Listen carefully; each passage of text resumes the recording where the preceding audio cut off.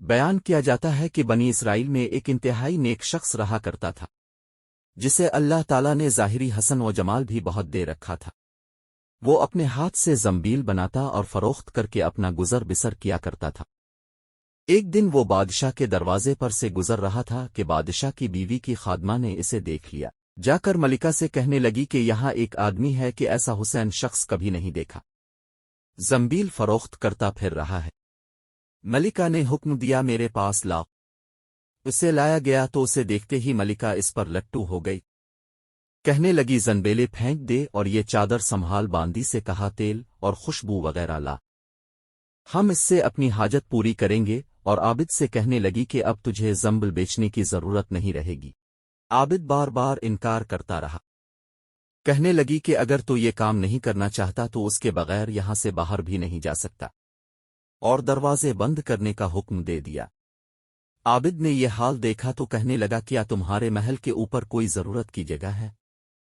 کہنے لگی ہاں، باندی کو حکم دیا کہ اس کے لیے پانی وغیرہ اوپر لے جا۔ یہ عابد شخص اوپر چھت کے ایک کونے کی طرف گیا، دیکھا کہ محل بہت اونچا ہے، کوئی ایسی چیز نہیں جس کے ساتھ لٹک کر نیچے اتر جائے، اور آخر اپنے نفس سے باتیں کرنا شروع کر دی کہ تو 70 برس سے اپنے رب کریم کی رضا کی طلب میں لگا رہا، رات دن اسی کی عبادت میں گزرتے تھے۔ تجھ پر آج ایک شام ایسی آئی ہے جو تیری اس تمام محنت کو ضائع کر دے گی، واللہ تجھ سے بڑھ کر کوئی خائن نہ ہوگا اگر یہ شام تیرے اعمال کو فاسد کر دے گی۔ آخر اللہ کو کیا منہ دکھائے گا؟ غرض اسی طرح سے وہ اپنے آپ کو خطاب کرتا رہا اور آپس میں باتیں کرتا رہا۔ حضور صلی اللہ علیہ وآلہ وسلم فرماتے ہیں کہ اس کے جب اس نے بلندی سے کود جانے کا تہیہ کر لیا تو اللہ تعالیٰ نے جبرائیل علیہ السلام کو ندا دی، انہوں نے لبیک کہہ کر جواب دیا۔ ارشاد ہوا میرا بندہ میری مسحت اور ناراضگی سے بچنے کے لیے جان کی بازی لگا رہا ہے، جا اپنے پروں سے اس کو تھام لے اور اسے ذرا بھی تکلیف نہ ہونے پائے۔ چنانچہ جبرائیل علیہ السلام نے اپنا پر پھیلایا، اسے پکڑ کر یوں زمین پر رکھ دیا جیسے ایک مہربان باپ بیٹے کو رکھتا ہے۔ فرمایا کہ عابد یہاں سے سیدھا گھر گیا، زنبیلے وغیرہ وہی رہ گئی۔ سورج غروب ہو رہا تھا، بیوی کہنے لگی زنبیلوں کی قیمت کہاں ہے؟ کہنے لگا آج تو ان کا کچھ نہیں ملا۔ کہنے لگی تو آج رات افطار کس چیز سے کریں گے؟ کہنے لگا آج کی رات یوں ہی ذرا صبر سے کاٹ لیں گے۔ پھر کہنے لگا اٹھ کر تندور میں آگ جلا دے، اگر ہمارے ہمسائے تندور میں آگ نہیں دیکھیں گے تو نہ جانے کیا خیالات ان کے ذہنوں میں دوڑیں گے، خواہ مخواہ انہیں پریشانی کا سامنا کرنا پڑے گا۔ بیوی نے اٹھ کر تندور میں آگ جلا دی اور خود واپس آ کر بیٹھ گئی۔ ایک پڑوسن آگ لینے کو آئی، پوچھا آگ ہے؟ جواب ملا آگے بڑھ کر تندور سے لے لو۔ یہ عورت آگ لے کر واپس ہونے لگی تو گھر والی سے کہنے لگی کہ تو یہاں بیٹھی باتیں کر رہی ہے، ادھر تیری روٹیاں پک چکی ہیں بلکہ جلنے کو ہیں۔ عورت نے اٹھ کر دیکھا تندور بہترین روٹیوں سے بھرا ہوا تھا۔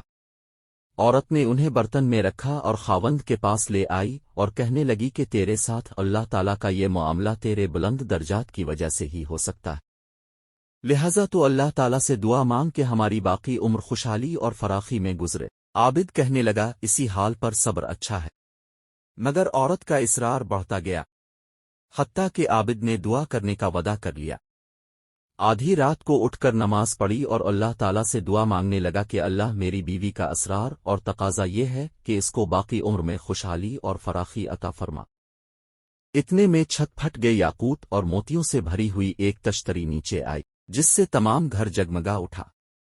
عابد نے بیوی کا پاؤں دبایا جو قریب ہی میں سوئی ہوئی تھی اور کہا کہ اٹھ کر بیٹھ، جو کچھ مانگتی تھی وہ سنبھال لے۔ عورت بیدار ہو کر کہنے لگی جلدی نہ کرو، اس مقصد کے لیے تو نے مجھے نہ ہی جگایا ہوتا، میں تو خواب دیکھ رہی تھی کہ سونے کی بہت سی کرسیاں بچھی ہوئی ہیں جو بہت سے ہیرے جواہرات سے لدھی ہوئی ہیں، مگر ان میں سوراخ ہیں۔ میں نے پوچھا یہ کرسیاں کس کی ہیں؟ جواب ملا یہ تیرے خاوند کے بیٹھنے کے لیے ہے۔ میں نے پوچھا یہ سوراخ کیا ہے؟ جواب ملا یہ وہی نقص اور کمی ہے جو دنیا کی جلد بازی کی وجہ سے واقع ہوئی ہے۔